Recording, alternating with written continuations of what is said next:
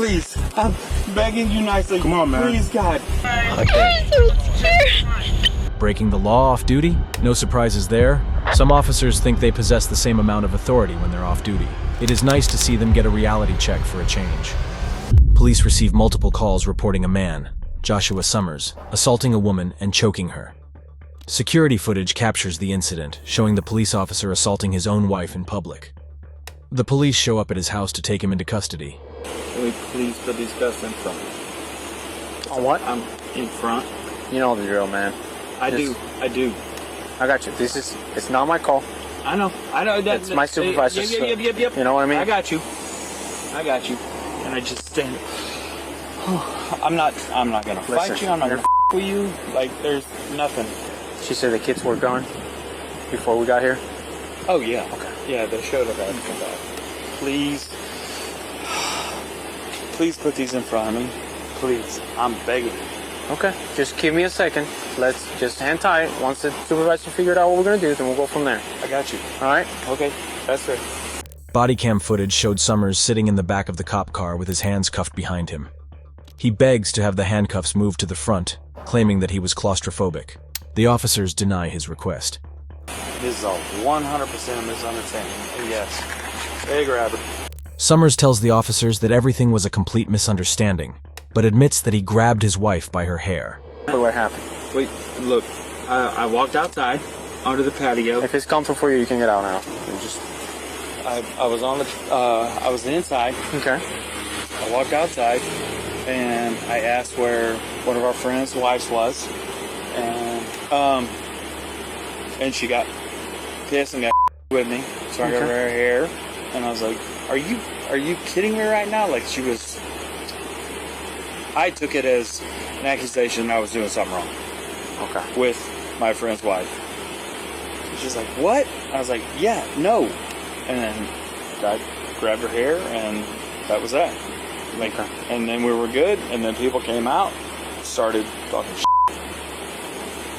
And I was like, get the away from us, I will you up. And we left and came home, and everything's fine. Summers is asked to explain on camera how the incident took place. Apparently, she had accused him of cheating, and Summers took offense to that and grabbed her by the hair. He tries to convince the officer that the altercation had ended with him grabbing her hair. House door. He's already been searched. Get him in the car. Josh, we're getting in the car. I'm gonna beg y'all nicely. Josh, out the door. He's getting in the car. Get in the car, Josh. Get in front of me. Please put these in front of me. I'm gonna have a panic attack.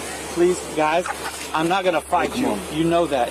You know I'm not gonna fight you. We're not, man. We're not putting him in the... I know your policy is behind the back. If you weren't drunk, I might, but you're drunk, Josh. Get in the back. Sir, I can assure you I'm not. Come on. Please don't do that. Hey, come on. Please don't push me like Come on. Please put him in front of me. We're not Please, putting him in front. That's all I'm begging. Josh, Please work with him. Get in the car. Get in the car, man. You're making a scene right now. Get in the car. I'm not trying to make a scene. Work with me. Goddamn, please. Get in the car. Come on. Get in the car, man. Josh, come on. Please. I'm begging you nicely. Come on, man. Please, God. Josh, it's our policy. We're not going to change it. So go ahead. Please put them in. I promise you there's plenty of room. Those are very loose. No, there's not room. Do you see this? Josh, get in the I am car. claustrophobic as please, sir. I'm begging you. man. I will get in the car. Okay, get in. Please. Just Put him in front of me.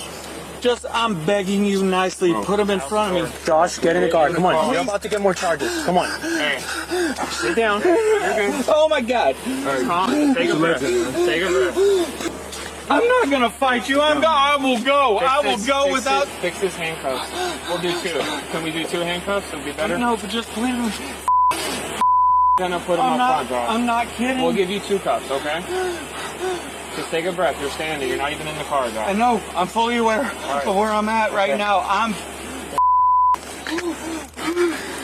Watch out. Please. Oh my God. Make sure they're loose. Oh my God. Oh my God. I'm not going anywhere. You can take them and do whatever. Stop, Just put them in front. Calm down. Calm down. Yous, I don't know you, dude. Please just put them in front of me. I'm about to have a panic attack. I'm not going anywhere. Do double cuffs, but we're not putting them in front of you, though. Please put them in front of me. Please, I'm good to go. I will ride. Please, behind me is not going to work. Even if there's two. There's two. They're not even going to be pulled behind you, Josh. We cannot do front cuffs. Please. They're barely going to even be behind you. Make sure the double lock. They're definitely behind me. Here. You're almost able to sit them beside you. You need a better handcuff key, dude. I'm begging. I'm begging. We've been more than nice to you, Josh. I've been more than respectful to you as well, Hughes. Alright, well then just have a seat, okay? Just take a breath. Fuck. That should be better. Your arms aren't It's behind not. you anymore. It's not. Oh my God. We'll roll the window down for you, okay? Okay, do me a favor. Check that left arm. God damn. Check what left arm, Josh? My left wrist. Here. I'm trying. I promise you guys I'm trying. It's because you got these wristbands, man. But that's pretty loose now, alright? Come on. Alright, have a seat. The officer moved to put him back inside the police car. Summers starts to beg to move his cuffs in front of him. One of the cops tells him that he's drunk, which is very apparent, and denies his request once more. Summers starts to hyperventilate and create a scene. The initial felony by battery charge was dropped and updated to a misdemeanor charge of simple battery. Some folks speculate that the charges had been modified because the suspect was a police officer. Ocala police officer Caitlin Marie McDonald, 21, was found hiding behind a tree after she crashed into a pole while she was driving under the influence. The entire incident felt surreal as the woman thought she could get away simply by hiding behind a tree. Start over. What happened? These guys wouldn't stop following me, and they wouldn't stop telling me they were gonna hurt me, and so I got in my car and I tried to drive away, and I wanted to call somebody. Where were they following you from? From O'Malley. Okay. Were they in a vehicle? Or they were following you when you were at O'Malley's and then you got in your car to drive away? All right. And they kept telling me they were gonna. Okay. Are the guys, do you see the guys? They're gone? Okay, come on over here. Let's go over here and have a seat. Come on. You're safe. Come on.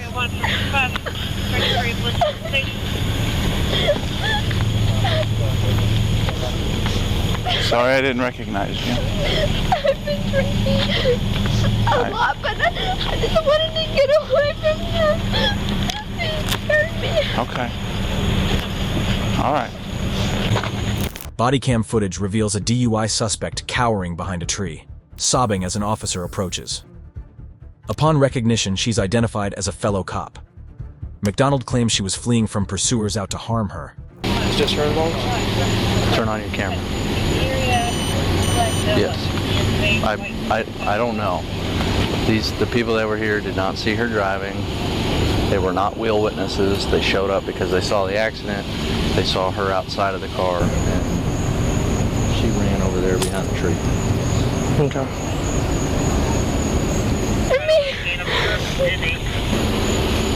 That thing's about to fall.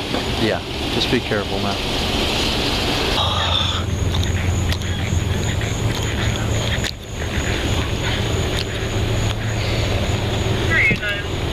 Be careful. Oh, true that. Yes, sir. Stay with her. Okay. Yeah. You got your driver's license on you?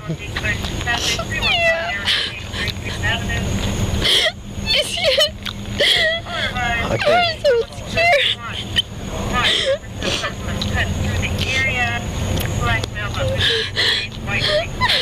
Alright, come with me to the car. You alright?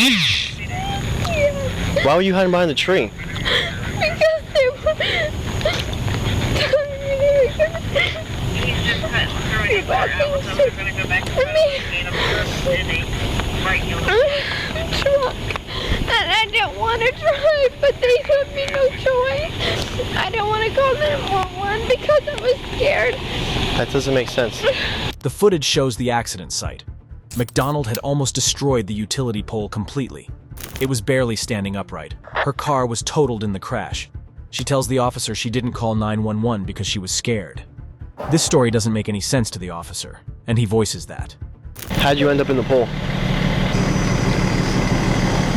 were following me. And I crashed into the pole. And when I got out, I ran out and they were gone. Okay. Alright. I've been drinking. I'm not gonna lie. Okay. I'm drunk. I didn't know what to do. I didn't know what. So after you said you hit the pole, what happened? I just wanted to leave, and they got out and they told me that I was. They told me such a bad thing. What did they say to you? They said such bad things. They told me that I was a bitch, and they told me that I was such a bad thing. An officer approaches McDonald to talk to her about the accident. When she was asked how she ended up hitting the pole, she tells the officer that she is being followed and admits that she has been drinking. Okay. Did you call for any law enforcement or call for somebody? I called my friend to come and pick me up, but he wasn't able to come and pick me up. Okay, well, what about any other law enforcement or anything if they were bothering you? My law enforcement, no, because I know what it's like to be in law enforcement, and I don't want to bother law enforcement with that sort of responsibility. Okay. The officer reads McDonald her rights and tells her she's not under arrest. He then asks her if she still wants to talk to him. McDonald agrees. McDonald also revealed that she'd had at least 7 beers that night. All right, how much have you had to drink tonight? I've had at least 7 beers. 7 beers? Okay. Questioned about her alcohol consumption, McDonald undergoes field sobriety tests, failing each one. The officer, unimpressed by her tears, swiftly arrests her for DUI. Caitlin Marie McDonald faced the consequences head-on. 75 hours of community service, a day in jail, a year of probation, a 6-month license suspension, and hefty fines. She was also ordered to pay $3,984 restitution to Ocala Electrical Utility for the destroyed pole. Justice served with a punch. 29-year-old Nachi Tusu, an Edgewater Police Department officer, sparked chaos when he pursued a woman at a restaurant, despite her rebuff. Ignoring her marital status, he lashed out, punching her husband outside. The lawman turned lawbreaker. The officer approaches a couple of men standing outside the restaurant. Blood stains the victim's shirt as the officer offers medical aid, which he declines. The suspect's advances toward the victim's wife ended in rejection, leading to a violent confrontation. So this man kept flirting with his wife, right? I walked out of the door with my wife. He's out fucking clocks. Hey, real quick, do you want medical attention? You need to get medical attention. Take No, I don't. He comes out and clocks. Hey, real quick, He was not promoting him at all. He said he was a police officer and took over off to there. Cornered on a balcony, the suspect reluctantly agrees to talk, but is swiftly apprehended. Handcuffed and questioned, Tusu desperately tries to convince the police that he had acted in self-defense. I was over there on the, I don't know what that bar is called. Peanuts. Peanuts, so I was at the Peanuts, I had a couple of beers, and apparently there was an altercation between me and a gentleman. Okay. And I swung at him as he swung at me, and I'm apparently being charged with battery. They swung. You said that there was an altercation, and he swung at you. Yes. Okay. Then did you hit him? Or? Yes, I have. Okay. Yeah. So right now, What was the altercation about? You know. I in all honesty, I don't know the full story about it. All right. So I was. An officer finds the victim's wife and asks her questions about the incident. Tusu had approached her. She rebuffed him and went to talk with her husband. The suspect then walked up to them, flashed his badge, and punched the victim. Is this Pam? Are you the wife? Yes. Okay. Can you tell me what happened? I'm the supervisor. I just want to be sure. I'll tell you. Okay, so my sister and I got up on stage. She played guitar and I sang, and this guy came in. There's another guy in here with his wife. I thought like the guy that was there was like they were together, but apparently they just happened to like the song that we were singing. Okay. So then the girl didn't know that this is my husband. She came over to him and said, "Hey, this guy has a crush on you." And my husband's like, "That's my wife." Sure. And then everything was fine. Everything was fine. I took my husband out here, out to the side, right in front of this, like, the second set of picket fences. And the guy comes over to us, and he says, "Hey, blah, blah." I was like, "This is my husband." He's like, "Yeah, like, I don't know why you're coming over here." And then that guy's an amazing guy. And then my husband was like saying something about the fact that he's a DNR ranger. And the guy had to one up him, so he got out his badge and he showed it to my husband. He's like, oh, flip it around. And when my husband flipped it around, he started punching the him. And I immediately let Jake because I was standing right next to him.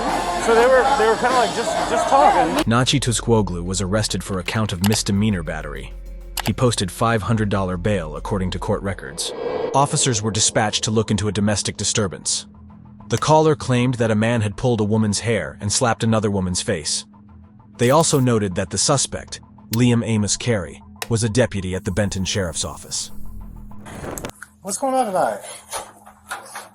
I really need to talk to y'all. Huh? I really need to talk to y'all. Okay, that's what we're here for. We had a birthday party, a 21st birthday party. Uh-huh. And my boyfriend's here. Mm-hmm. He is actually a cop in Rogers. Okay. He works for Benton County. We were all drinking, obviously. Mm-hmm. Okay, I'm really not that drunk. Not really drunk at all, but he did drink a lot. Mm-hmm. We have been together for a while. I have been around him anytime he's drinking. I don't know what happened, but he just snapped and he lost control. Okay. He was around me and my friend. It looked like a different person. Where was this at? In the kitchen. It happened here? Okay. But listen, I have this is my aunt's house. My cousin, her son lives here. Uh-huh. He's like 30-something, but he's autistic. I don't want to scare him. Okay. Cops everywhere. But my boyfriend Liam is upstairs. He was gone. I told him I didn't want him leaving because I didn't want him driving while he was drunk. Yeah. I don't know what's going on because I've never seen this before. He acts like a completely different person. Okay. He's up there. He just started crying. He's laying on the ground. Uh-huh. He fell on the ground. What did he do to you? So he shoved me whenever I was trying to calm him down and grab him and be like, stop, please stop. Uh-huh. He yelled at my friend in her face. As the cops arrive, a woman rushes out, sobbing. She spills the beans. Cary, her boyfriend, went insane at the party, his drinking triggering a violent outburst. And then apparently something happened at some point. And I woke up and everyone was pissed at me. And I really don't know what happened. And I still really don't know what happened. Did you just black out or something? You don't remember it? Or what you... I've had a lot of whiskey, man. Okay. While the officers are talking to the woman, they're interrupted by Cary as he opens the door and comes out of the house. The police officers split them up to talk to them individually. He claims he had blacked out and didn't remember anything that happened. What happened to lead up to the point where this became much more than what it was? It switched. We had a good time. He was being his normal self. Uh-huh. We were sitting over at the counter. And this is pretty much when everyone left. Okay? What time did everybody leave? I want to say it was after 10:30. Okay. Footage cuts to Cary's girlfriend. She leads the officer inside the house and narrates her side of the event, filling in much of the details. Cary's outburst had been sudden and aggressive, according to his girlfriend. Yeah, we were hanging out in the kitchen. We were talking, okay, then me and my friend kind of had a side conversation. Liam was right there. And he just, he snapped. He was he told us both to, shut the up and, just got really mad. And we were kind of laughing. We didn't know what to think. We were just kind of nervously laughing, is this a joke? And he just kept on yelling. He was like, no, this isn't funny. And you said Liam just suddenly snapped? Suddenly snapped. Okay. And what did he say? He told y'all to what? He told us to shut the up. He told you and who? Haley. Yeah. Haley? Yeah. Okay. So he tells you to shut up. He told us to shut up. And I was laughing. I was like, Liam, what is going on with you? What's going on? And he kind of I don't want to say he smacked me, but he just kind of pushed my head.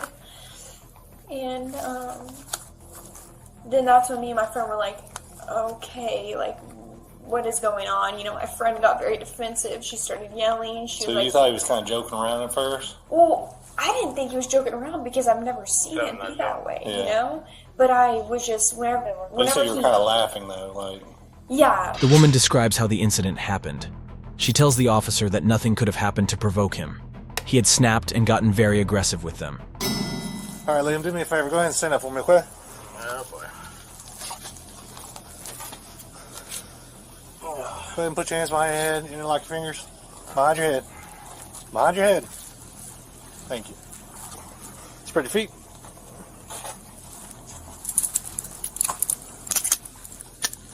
Right now you're being placed under arrest for domestic assault, okay? In the 3rd degree.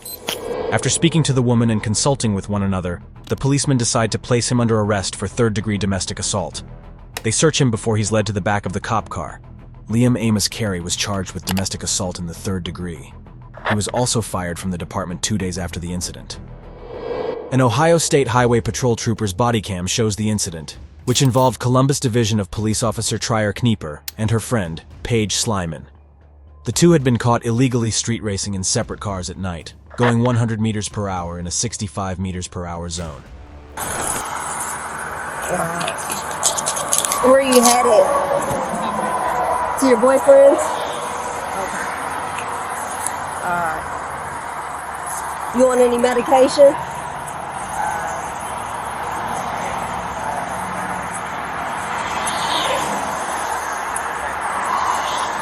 Okay. All right. So how long ago did you drink? When? Tuesday? Okay. All right. I'll be right back. Dashcam shows the two cars, a red sedan and a blue SUV, speeding past the officer's car. The police officer pulls the two vehicles over. She spoke with the driver of the red car, Paige Slyman, before moving on to the blue car, which was driven by Officer Knieper. Officer goes to talk to the driver of the blue car, Knieper. 979 Columbus Break for a second RP. Henry Ida King, Robert George, Robert Lincoln. Henry Ida King, Robert George, Robert Lincoln. You got your license, registration, proof of insurance? How much have you had to drink? Nothing. Okay. I'm just following her home. Okay.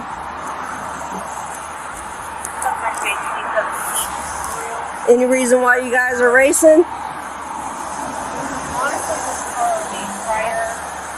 Okay. The officer administered the test for the driver of the blue SUV first, then asked her to sit in the back of the cop car before moving on to Slyman.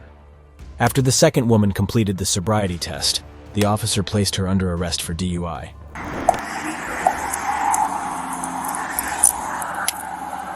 Right now you're being placed under arrest for driving under the influence, okay? Do you have somebody we can get in touch with to come get you? Yeah, she is. Okay, alright. I'm gonna lock this so it's not too tight, okay? That alright? Okay. You have the right to remain silent. Anything you say can and will be used against you in a court of law. You have the right to talk to an attorney for advice before you ask any questions. Have a lawyer present with you during questioning. If you're unable to pay a lawyer, one will be appointed for you prior to questioning if you so desire. If you wish to answer questions now without a lawyer present, you have the right to stop answering at any time. You also have the right to stop answering at any time till you talk to a lawyer. You understand your rights, ma'am? Do you have anything on you that'll stick me or poke you? Okay. Another officer arrives on the scene and talks with Knieper. He has her take another sobriety test. After she's done, he explains to her that she would be placed under arrest for OVI, and proceeds to read her rights as he puts handcuffs on her. I'm gonna have you step forward for me, okay? All right, I'm gonna have you place your hands behind your back like you're clapping. I'm gonna explain some things to you, okay? So right now, here, I'll have you put like you're clapping. Cool. So right now, you will be placed under arrest for OVI.